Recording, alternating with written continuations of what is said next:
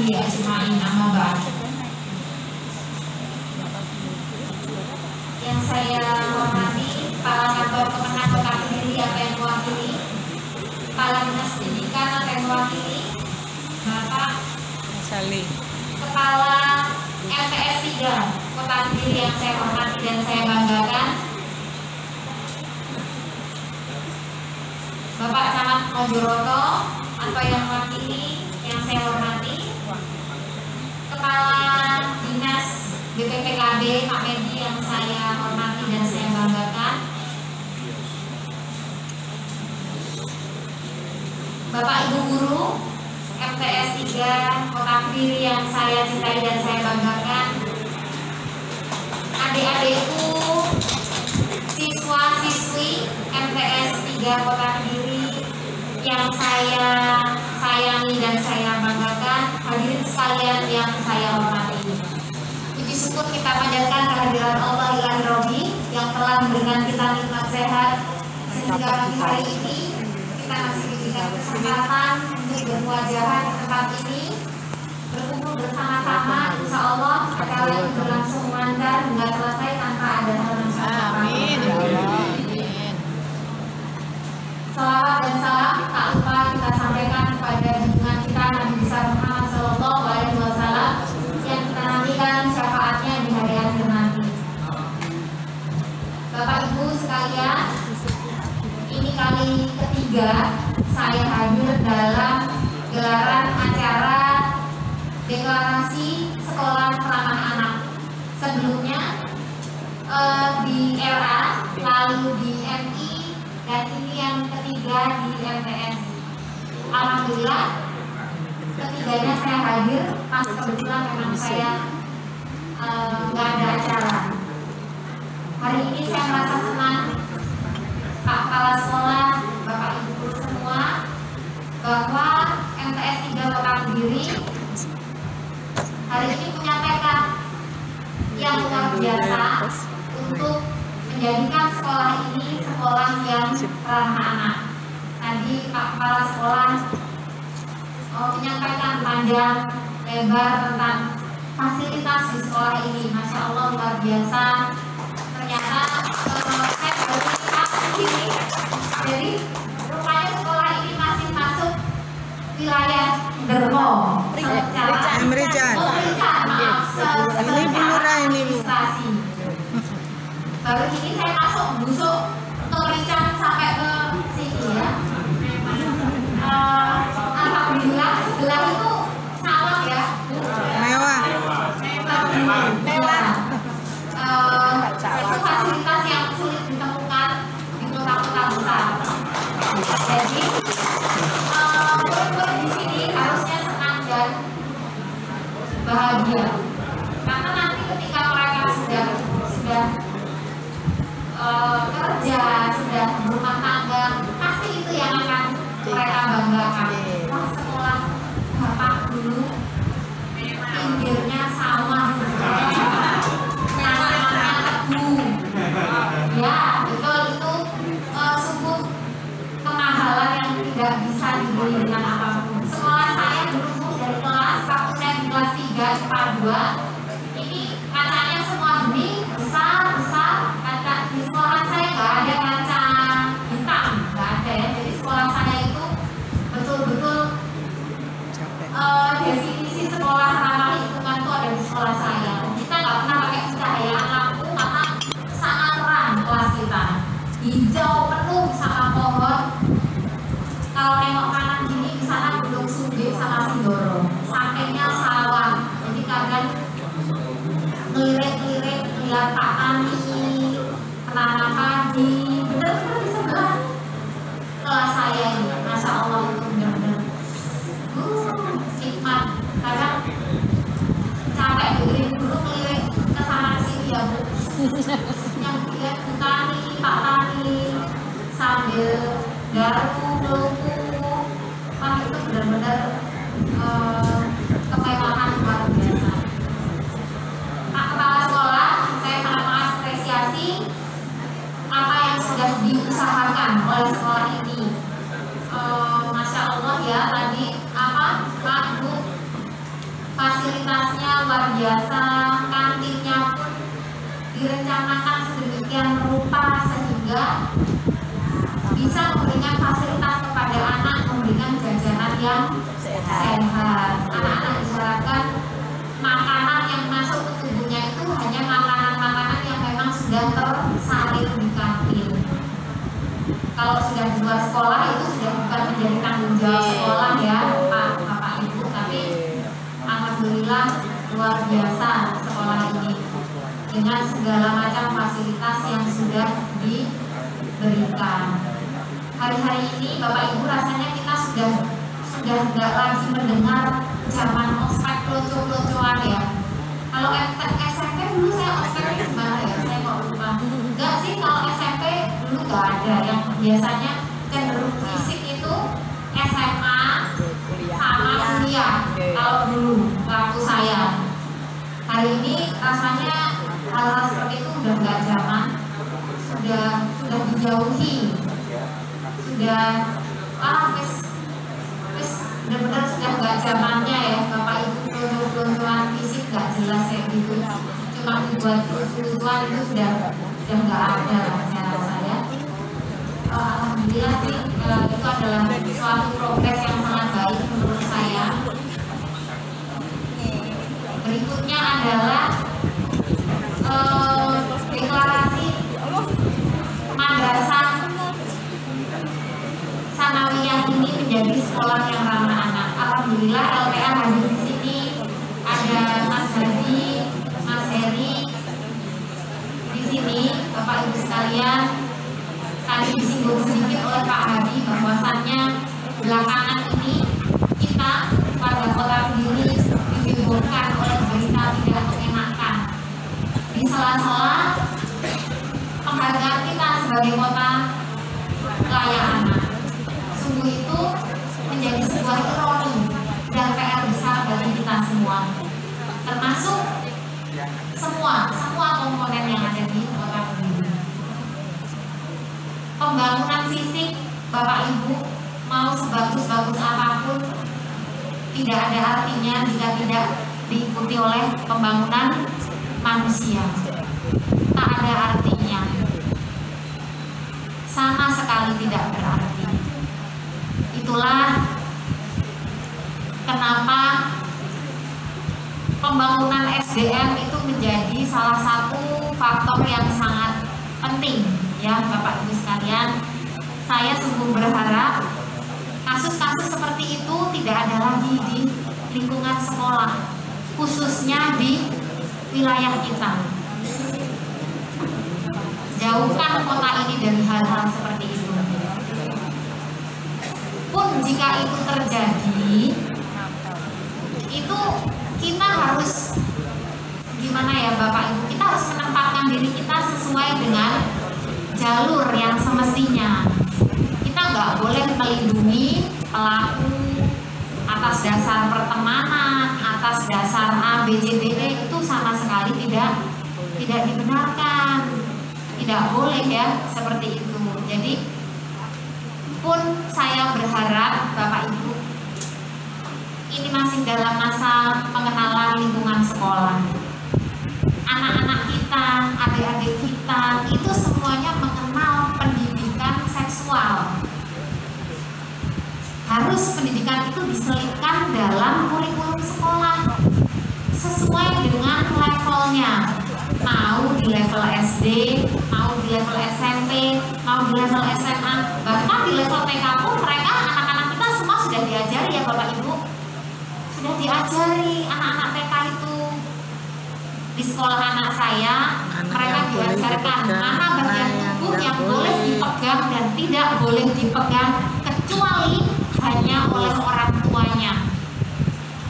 Mereka tahu siapa yang berhak memegang alat kelaminnya. Oh ini aurat nggak boleh dipegang. Oh ini bolehnya cuma sama mama, sama abi, sama ibu guru yang bantu pipis di sekolah.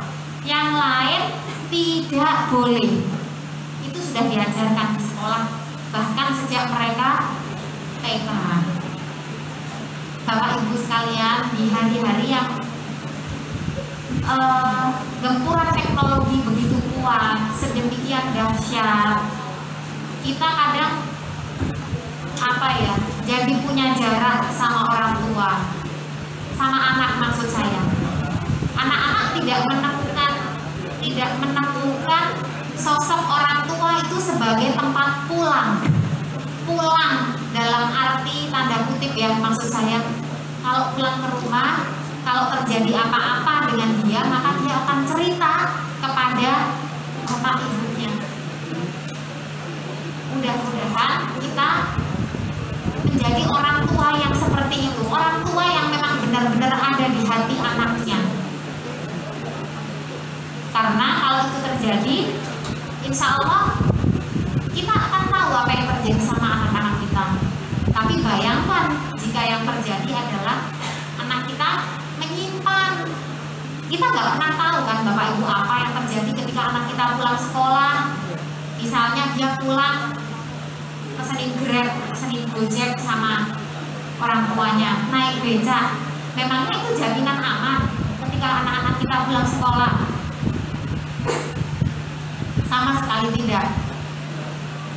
Jadi itu sering diomongin ke anak-anak kita, Kak, kalau ada apa-apa cerita sama mama ya, jangan malu, jangan gak enak, karena memang menjadi seorang korban pelecehan seksual itu luar biasa beratnya untuk bahkan keluar dari mulut kita mungkin untuk ngomong sama orang tua. Memang berat sekali untuk, mungkin Bapak Ibu sekalian, ibu-ibu ketika dulu zaman-zaman kita ada yang mungkin ngalamin ya Bu ya, pulang sekolah dadanya dicemol sama orang nggak bertanggung jawab. Pulang sekolah biasa di kampung ada orang jahat, tangannya jahil. Terus apa yang terjadi? Diem anak ibu di rumah, mau cerita sama ibunya aja malu rasanya. Itulah yang terjadi terhadap anak-anak kita yang pernah menjadi korban pelecehan seksual. Yang sama orang tuanya deket aja, ini leher kayak dicekik, mau ngomong nggak bisa keluar. Gimana yang sama sekali nggak dekat. Support bantuan itu harus datang dari lingkungan terdekat. Karena saya tidak paham ya, ketika itu terjadi orang tuanya tahu lalu berdamai. Apa definisi berdamai ini? Saya nggak masuk akal bagi saya. Karena bisa terjadi korban-korban berikutnya. Hari ini mungkin anak kita, besok anaknya tetangga, besoknya lagi anak-anak yang lain. Dan itu sungguh mencoreng-moreng wajah pendidikan kita, Bapak Ibu. Jadi di antara banyak sekian fasilitas dari sekolah yang bersifat fisik itu menjadi cacat ketika ada fasilitas sumber daya manusia yang tidak terpenuhi, dan ini menjadi PR besar bagi kita semua. Bapak Ibu, jika terjadi hal seperti ini, berikan dukungan moral sebesar-besarnya kepada para korban. Beri pengertian, beri dukungan, karena mereka sesungguhnya hatinya kecil, malu mau bercerita, takut, dan luka itu akan terus menganga sampai dia dewasa. Gak bisa terus cuma ngomong, sudah anak saya udah lupa.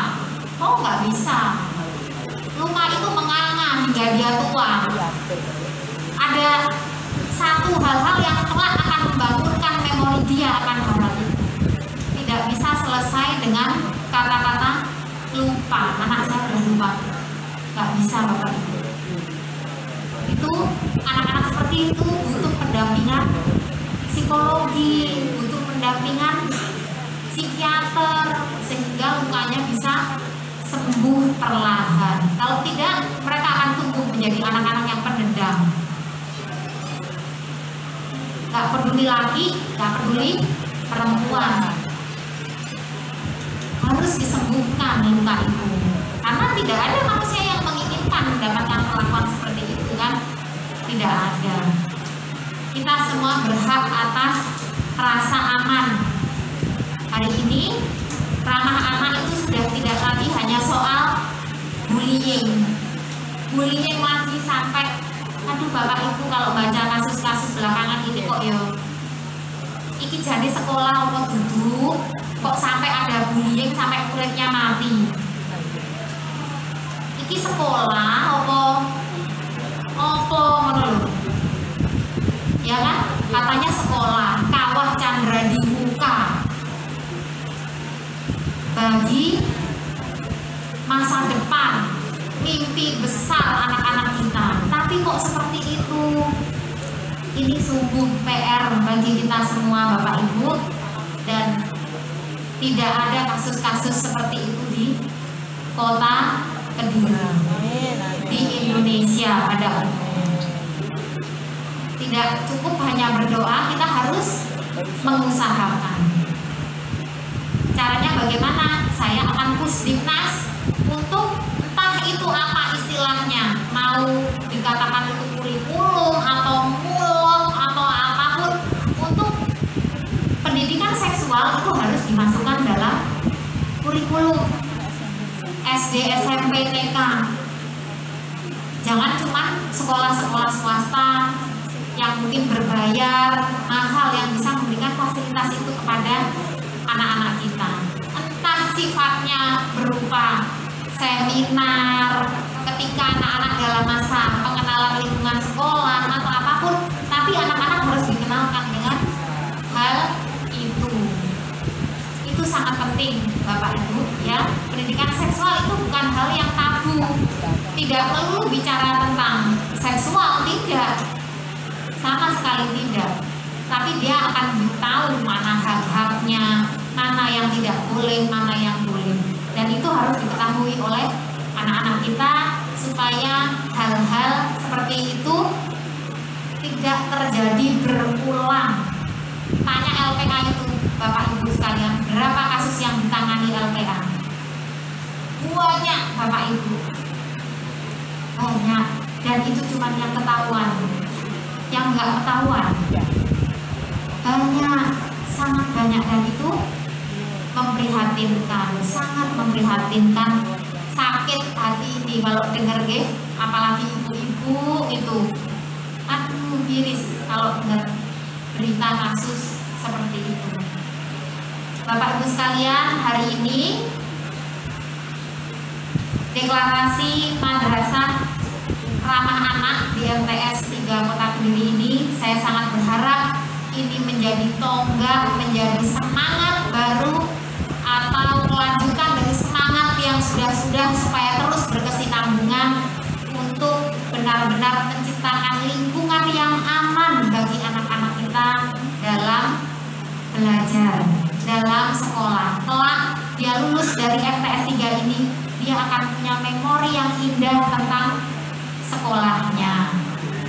Luar biasa ya Bapak Ibu. Satu hal yang saya rasa paling membahagiakan bagi seorang guru adalah ketika murid-muridnya sudah lulus, murid-muridnya masih mengenang sosok gurunya. Itu adalah satu hal yang luar biasa membahagiakan. Saya Bu, gini-gini pernah jadi guru, walaupun guru TPA. Iya, dulu waktu saya masih tinggal di Temanggung, SMP, SMA, saya pulang sekolah, kegiatannya ngajar di TPA di masjid sebelah rumah. Dan gak kerasa saya punya murid juga. Suatu hari murid saya menyapa lewat Instagram, ini Mbak Ferry ya yang dulu ngajari ngaji di Masjid At-Taqwa. Loh kamu siapa? Aku Yudi. Mbak Ferry lupa ya, katanya gitu. Ya Allah, ada yang ingat saya.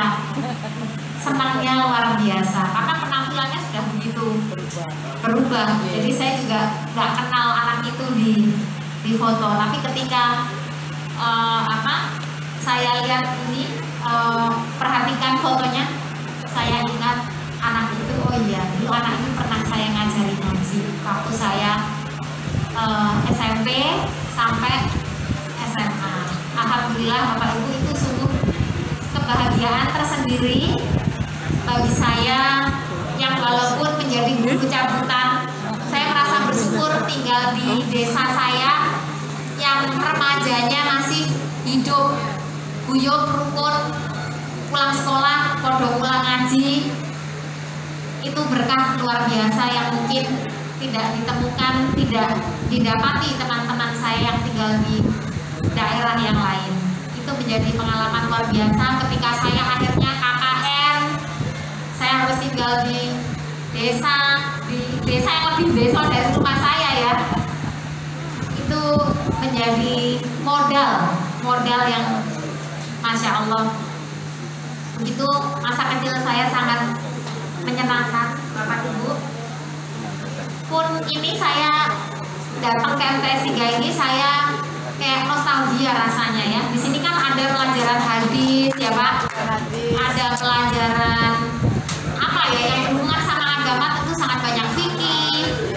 Ya, dulu guru SMA saya Pak, saya punya guru namanya Pak Kodim. Itu sosok guru yang benar-benar nancep di kepala saya. Pak Kodim ini beliau salah satu tokoh NU di Temanggung. Waktu itu beliau sudah menjadi dosen di STAIN di Temanggung. Waktu itu STAIN kalau nggak salah, oleh sekarang menjadi Unisnu atau ya saya kalau nggak salah.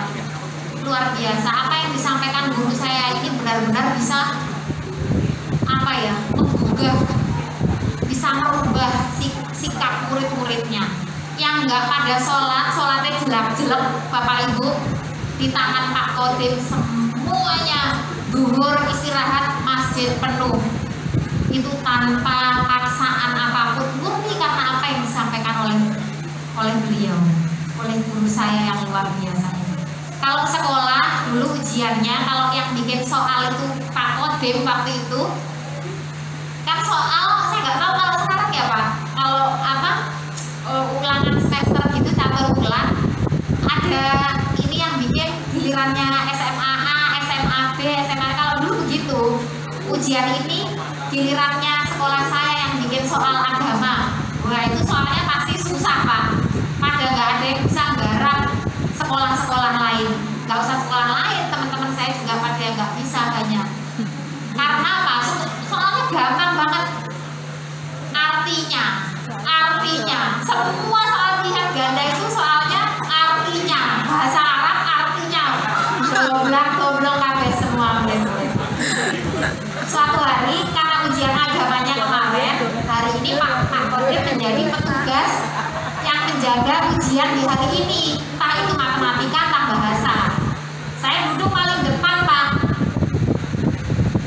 Pak Kodim membagikan soal sambil beliau ngomong gini, bijimu paling dhuwur, kok pinter sama, katanya gitu. Ngerjain soal agama ujian kemarin Pak. Kebetulan saya memang kalau dulu waktu selesai ngaji Quran di TPA sebelah rumah kan ada Pak Kiai Kampung gitu. Kiai Kampung itu nyuruh saya setelah saya khatam Quran suruh ngaji terjemah Pak.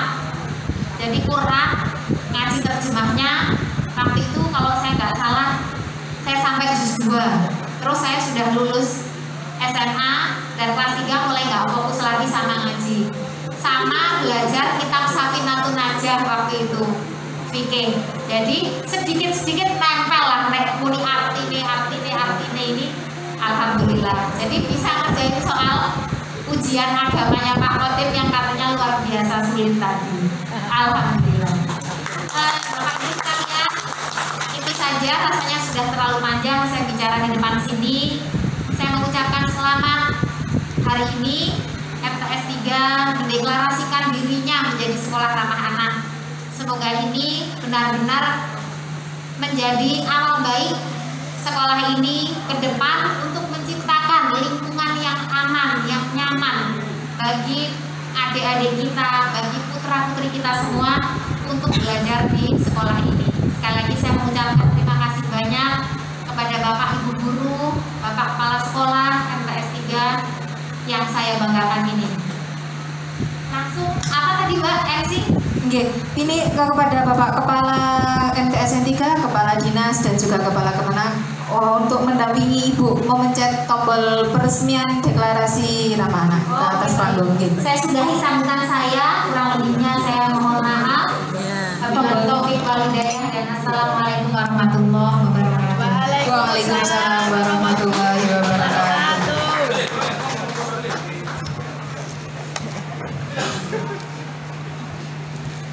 Kepada tim MTSN 3 Kodiri bisa ikut di atas panggung mewakili tim MRA MTSN 3.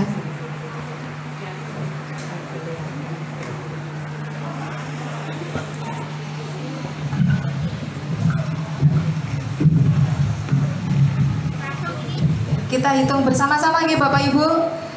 Bismillahirrahmanirrahim. 1, 2, 3. Alhamdulillahirabbil alamin.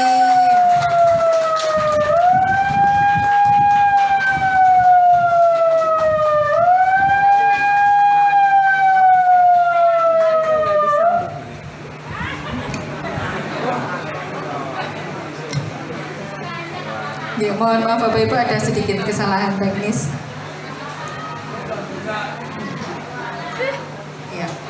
Dengan ini MTSN 3 sudah mendeklarasikan dirinya sebagai Madrasah Ramah Anak.